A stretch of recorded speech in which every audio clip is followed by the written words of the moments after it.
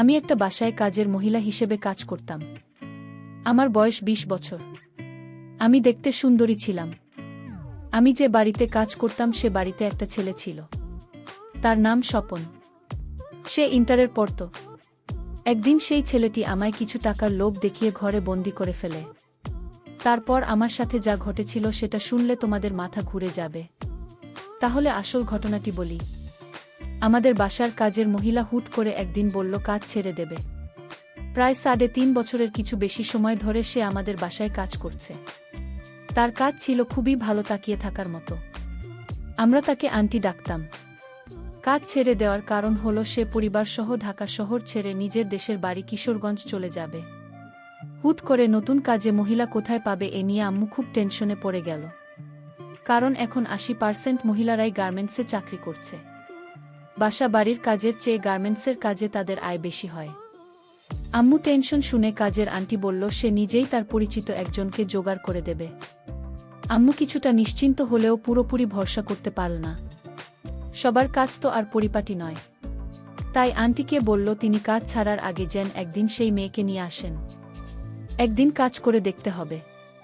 ভালো না হলে আম্মু নিজেই লোক লাগিয়ে কাউকে খুঁজে নেবে। কথামতো একদিন মাত্র 20-25 বছরের একটা মেয়েকে সাথে করে নিয়ে এল সে।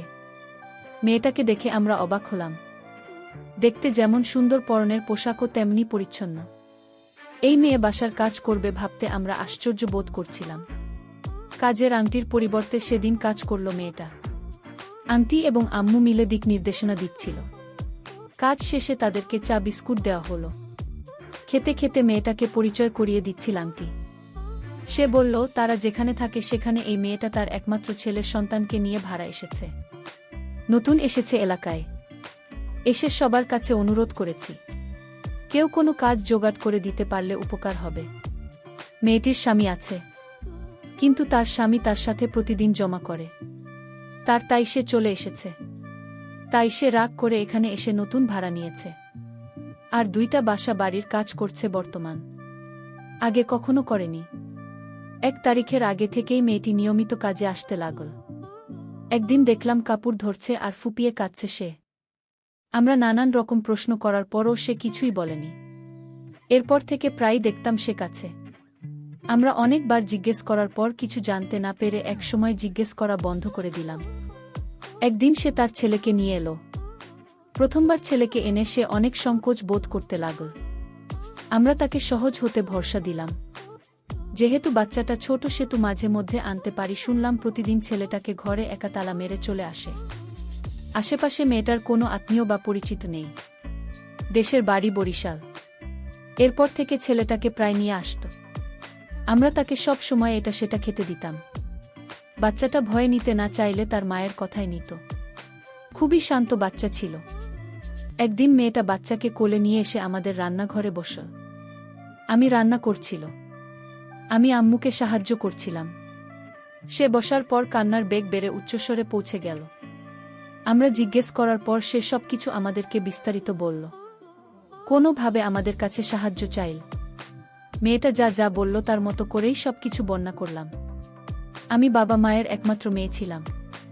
আমার বড় 2 ভাইয়ের একজন সরকারি চাকরি করে, আরেকজন মুদি দোকানি। সবার মধ্যে একমাত্র হওয়ায় আমার দাবি ছিল অন্যরকম। ধরাকে সরা জ্ঞান মনে করতাম। আমার অনেক অন্যায় আবদার সবাই পূরণ করত। আমি ছিলাম সবার দুর্বলতা। সবাই এত পরিশ্রমের কারণে আমি বিক্রি যাচ্ছিলাম সেটা কেউ বুঝল না। স্কুলের গণ্ডি পেরোনোর আগেই স্কুলের ছেলের সাথে আমার ভালোবাসার সম্পর্ক তৈরি হলো। স্কুল ফাঁকি দেওয়া শুরু করলাম, যার কারণে প্রতি পরীক্ষায় ফেল আসত। শিক্ষকরা বাবা মাকে ডেকে ডেকে বিচার দিলেও বাবা মা কখনো আমাকে মৃদু ধমক ছাড়া আর কোনো শাসনই করলেন না। এতে আমি আরও প্রশ্রয় পেয়ে গেলাম। স্কুল, কোচিং আর বান্ধবীদের বাড়ি যাওয়ার নাম করে ছেলেটার সাথে ঘুরে বেড়াতাম। সে আমার জন্য অজস্র টাকা পয়সা খরচ করত এবং সবসময় এটা সেটা উপহার দিত। এ কথা সে বুঝতে পেরে আর দেরি না করিনি। এক পর্যায়ে তার সাথে আমার বিয়ে হয়েছিল। বিয়ে হওয়ার পর তার চরিত্র সম্পর্কে জানতে পারি। তার আচার আচরণ ভালো ছিল না। তার সাথে আমার জয়মা সংসার ঠিকই ছিল। এক পর্যায়ে তার কাছ থেকে আমি অবহেলা পেতে থাকি। আমাকে সে কোনো মূল্য দেয় না, আগের মতো সম্মান করে না। তার মিষ্টি কথা টাকা খরচ করুন। আবদার শুনে আমি গান শূন্য হয়ে গেলাম। আমি ভেবেছিলাম তার সাথে সারা জীবনটা কাটিয়ে দেব, কিন্তু তার আমার কপালে ছিল না। আমার তার সাথে আমার ঝগড়া লেগেই থাকত। সে আমার কোনো কথা শুনত না। শেষে বুঝতে পারলাম তার সাথে সারা জীবনটা কাটানো আমার পক্ষে আর সম্ভব না। আমার এক ছেলে সন্তান ছিল। আমি তাকে নিয়ে বাড়ি থেকে চলে আসলাম সারা জীবনের জন্য। আমি তাকে ডিভোর্স দিতে বাধ্য হলাম। বাবার পারিবারিক অবস্থাও তেমন ভালো না। বাবা বর্তমানে অসুস্থ। আমি ছাড়া বাবাকে দেখাশোনা করার মতো আর কেউ নেই। যারা ছিল তারা অনেক দূরে চাকরি করে। ছোটবেলায় আমার মা মারা গিয়েছিল। এখন বাবাকে দেখাশোনা, আমার খরচ করার মতো কোনো পয়সা নেই। আর তাই বাধ্য হয়ে আমি আপনাদের বাসায় কাজ করতে এসেছি। আমি কাজের মহিলার কথাগুলো শুনে আমার খুব খারাপ লাগছিল।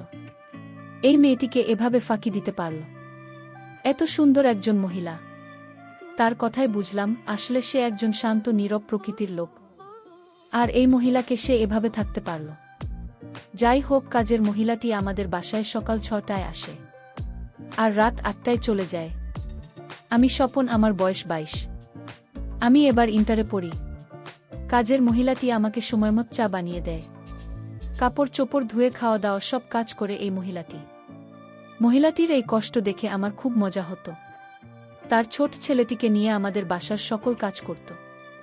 একদিন কাজের মেয়েটি আমায় বলল, স্যার, এ মাস শেষ হতে আরও 5 দিন বাকি, কিন্তু আজ আমার কিছু টাকার দরকার ছিল।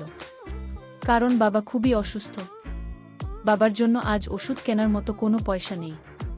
তাই যদি আজ আপনি 200 টাকা দিতেন তাহলে খুব উপকার হতো। ঠিক আছে, আপনি আসুন আমার সাথে। কাজের মহিলাকে নিয়ে আমি একটা রিকশায় করে বাজারে গেলাম। ওষুধ থেকে তার বাবার জন্য ওষুধ কিনে দিলাম, আর তাদের জন্য 2 কেজি গরুর মাংস কিনে দিলাম, আর 1000 টাকা তার হাতে ধরিয়ে দিলাম, নাও, এটা খরচ করো। কাজের মহিলা তখন আমায় বলল, এত বাজার দিলেন, আমার এত কিছু লাগবে না, শুধু ওষুধ দিলেই হবে বাবার জন্য। মহিলাটি ভেবেছিল তার বেতন থেকে হয়তো আমি টাকাগুলো কেটে দিব। মহিলা কোনোভাবেই গরুর মাংস নিতে চাইল না। আমি বললাম, আরে রাখুন সবগুলো, আমি এটা আপনাকে এই মাসে বোনাস দিলাম। আপনার বেতনটি কি আপনি পাবেন? কাজের মহিলাটি অবাক হয়ে বলল, দেখুন, আপনি আমার জন্য এত কিছু করছেন কেন? সে বলল, আরে আজ যদি আমার একটা বোন থাকতো তাহলে আমি কি তাকে দেখতাম না? কিন্তু আমার কেমন জানি একটা সন্দেহ হলো। ছেলেটি আমাকে এভাবে আর্থিকভাবে সাহায্য করার কারণ কি? আমার কেমন জানি বিষয়টা অদ্ভুত লাগল। যাই হোক, আমি বাজার নিয়ে বাড়িতে ফিরলাম। তারপর রান্না করে বাবাকে খাওয়ালাম। পরের দিন আবার যখন তার বাসায় কাজ করতে গেলাম, তখন বাসার ছেলেটি, মানে আমি যাকে স্যার বলে ডাকি, তার নাম স্বপন। সে আমাকে তার রুমে ডাকল এবং বলল, আপনি আমার জন্য ভালো করে একটি চা বানিয়ে নিয়ে আসুন। ঠিক আছে স্যার, আপনি বসুন, আমি আসছি। স্বপন তখন আমায় বলল, আপনি আমাকে স্যার বলবেন না, আপনি আমার নাম ধরে ডাকবেন। আমি তার কথা শুনে কিছুটা অবাক হয়েছিলাম। তারপর চা নিয়ে আসলাম, যা তাকে সে আমার খুব প্রশংসা করল। আপনার হাতের চা অনেক ভালো হয়। আমি তার এই কথা শুনেও কিছুটা আশ্চর্য হলাম, কারণ ইদানিং লক্ষ্য করছি সে আমার প্রশংসা করছে। আমার কি লাগবে না লাগবে সব কিছুই দেখাশোনা করছে। একদিন স্থাপনের মা বাবা ঢাকা বেড়াতে যাবে, কিন্তু স্বপন যাবে না, কারণ তার নাকের সামনে পরীক্ষা। আর তাই সমস্ত বাড়ির দায়িত্ব আমার হাতে বুঝিয়ে দিলেন। তাদের আসতে নাকি 1 সপ্তাহ সময় লাগবে, আর তাও বলে গেলেন, আপনি 1 সপ্তাহ স্বপনের দেখাশোনা করবেন, আর রাতেও এই বাড়িতে থাকবেন। আমার কিছুই বলার ছিল না, কারণ আমি যদি তাদের এই কথা পালন না করি তাহলে হয়তো আমার চাকরিটা চলে যেতে পারে। আর তাই বাধ্য হয়ে আমার 1 সপ্তাহ আমি এই বাড়িতে থাকার সিদ্ধান্ত নিলাম। আমার একটা ভয় কাজ করছিল স্বপনের জন্য, কারণ স্বপন ইদানিং আমার বাজার খরচ, তারপর বাবার ওষুধের খরচ কেন দিল। পরের দিন তার মা বাবা চলে গেল ঢাকার উদ্দেশ্যে। এখন বাড়িতে আমি আরও কাজের মহিলাটি। এত বড় বাড়ি, আর সেই বাড়িতেই শুধু 2 জন মানুষ। আমাকে কেমন জানি একটা ভয় কাজ করছিল। স্বপন বাথরুমে স্নান করছিল। তখন আমায় ডাক দিয়ে বলল, ভুয়া, আমি তোমাকে ডাকছি। আমার কথা শুনতে পাওনি তুমি? আমি বললাম, বলুন স্যার। তখন সে বলল, তোয়ালেটা নিয়ে যেতে। আমি তার তোয়ালেটা এগিয়ে দিয়ে আসলাম। তারপর আমি এখান থেকে চলে আসলাম। আমি ভাবলাম, অন্য কোনো দিন তো আমায় সে বাথরুমে কোনো কাপড় নিয়ে যেতে থাকে নাই, আজ কেন ডাকল? স্বপনের প্রত্যেকটা কাজ আমার কাছে অদ্ভুত মনে হলো। রাতের খাবার দিতে গেলাম স্বপ্নের রুমে। স্বপন তখন আমায় বলল, আমি একটা কথা বলতে চাই, কথাটা শুনে যান। আমি বললাম, কি স্যার বলুন। সে তখন বলল, দেখুন মা বাড়িতে থাকতে আমি মায়ের রুমে ঘুমাতাম। আমি একা একা রুমে ঘুমাতে ভয় পাই, তাই বলছিলাম। আমি তার কথা বুঝতে পারলাম, কিন্তু আমি কোনোদিন দেখি নাই তার মায়ের রুমে তাকে ঘুমাতে। স্বপন তার রুমে ঘুমিয়ে একা একা, অথচ আজ বলছে সে একা থাকতে ভয় পায়। স্বপনের মন কি চায় তা আজও আমি জানতে পারিনি। আমি তখন বলেছিলাম, দেখুন আমি তো আপনার পাশের রুমে ঘুমাই, কোনো সমস্যা হলে বা কিছু লাগলে আমাকে ডাক দিয়ে আমি নিয়ে আসব। দেখলাম স্বপ্নের মুখটা কিছুটা কালো হয়ে গেল। স্বপন বলল, ঠিক আছে। তারপর আমি আমার রুমে ঘুমাতে গেলাম। আমার কিছুতেই ঘুম আসছিল না। স্বপনের কথাগুলো বারবার মনে পড়ছিল। সে আমাকে থাকা দিল কেন? আমার মাথায় বারবার এসব চিন্তা ঘুরপাক খাচ্ছিল। পরের দিন সকালে সে আমাকে 5,000 টাকা দিয়ে বলল, এই টাকাটা রাখ। আমি বললাম, এত টাকা আমাকে কেন দিবেন? সে বলল, আপনার বাবার ওষুধ কিনে খাওয়ানোর জন্যই। কেন দিবেন আমায় এত টাকা? স্বপন বলল, এমনিতেই দিলাম তোমার বাবার জন্য। আমি বলেছিলাম, আপনার টাকা দেওয়ার পিছনে কোনো স্বার্থ আছে। সে বলল, আরে আপনি কি বলছেন? আমার আবার কি স্বার্থ? কাজের মহিলাটি বলল, এখনকার যুগে স্বার্থ ছাড়া কেউ কাউকে সাহায্য করে না। আরে আপনি টাকাগুলো রাখেন তো। কাজের মহিলাটি বলল, আমি মানুষের বাড়িতে কাজ করে সংসার চালাই, কিন্তু কারো দয়ায় আমার পছন্দ না। আপনার টাকা আপনার হাতে রাখুন। স্বপ্নের মনটা অনেক খারাপ হয়ে গেল। আমি তাকে তার বাবার জন্য ওষুধ কেনার টাকা দিলাম, আর সে কিনা আমাকে সন্দেহ করেছে। স্বপন আসলে আমার কাছে কি চায় আমি এটা ভেবে পাচ্ছি না। একদিন তাকে পরীক্ষা করার জন্য আমি তাকে বললাম, ঠিক আছে, আপনার টাকা ফিরিয়ে দিয়েছে বলে আপনি আমার প্রতি রাগ করছেন। ঠিক আছে, আপনার টাকাগুলো দেন, আমি নেব। স্বপন তখন খুশি হয়ে বলল, আমি নিজেকে ধন্য মনে করতে পারলাম আপনাকে সাহায্য করে। কাজের মেয়েটি বলল, আপনি বলেছিলেন আপনি ঘরে একা থাকতে ভয় পান, আজ আমি আপনার ঘরেই থাকব। সে আরও খুশি হল। আমার কাছে মনে হলো সে যেন আকাশের চাঁদ খুঁজে পেয়েছে। সে এতটাই খুশি হয়েছিল। আমি আজ তাকে পরীক্ষা করার জন্যই তার ঘরে থাকতে রাজি হলাম। আমি নিচে একটা চাদর বিছিয়ে শুয়ে পড়লাম।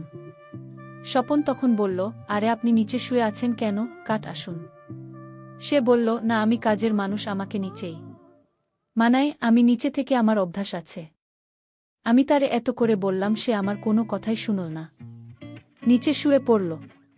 কাজের মহিলাটি কিছুক্ষণ পর না দেখে ঘুমাচ্ছিল। আমি ভেবেছি সে সারাদিন কাজকর্ম করে ক্লান্ত হয়ে গেছে আর তাই সে ঘুমিয়ে পড়ল। কিন্তু কে জানত কাজের মহিলাটি ঘুমের ভান করে শুয়ে আছে। আমি কার থেকে নামলাম, নেমে ধীরে ধীরে দরজার দিকে গিয়ে রুম থেকে বের হয়ে গেলাম এবং বাহির থেকে দরজা লক করে দিলাম।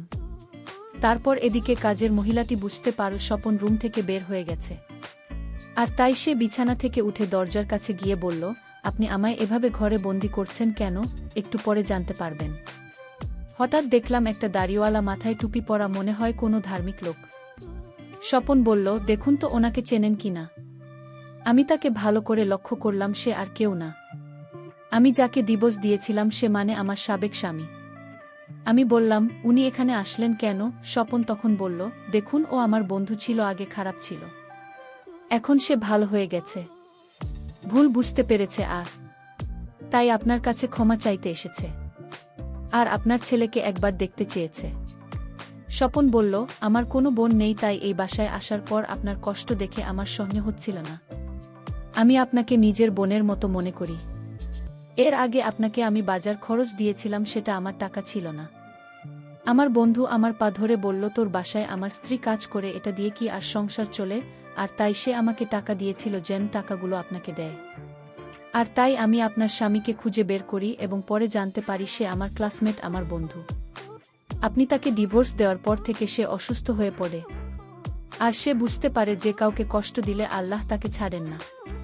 হয়তো আপনাকে কষ্ট দেওয়ার কারণে আজ আমার বন্ধুর এই অবস্থা। সে এখন 5 ওয়াক্ত নামাজ আদায় করে। আপনি আমার বন্ধুকে ক্ষমা করে দিন। এসব শোনার পর আমি আর নিজেকে ধরে রাখতে পারিনি। আমি হাউমাউ করে কান্না করে দিলাম এবং তাকে ক্ষমা করে দিলাম। আজকের গল্পটি কেমন লাগলো তা অবশ্যই কমেন্ট করে জানাবেন। ধন্যবাদ।